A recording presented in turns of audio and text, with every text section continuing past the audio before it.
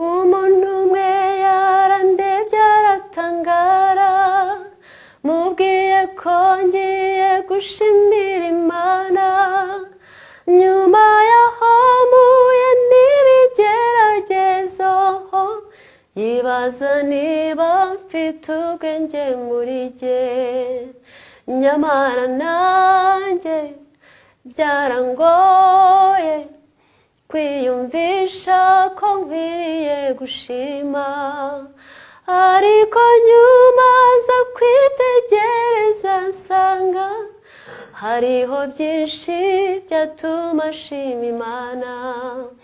biriho byinshi biracyariho ibyatuma tuza imbere y'Imana dushima,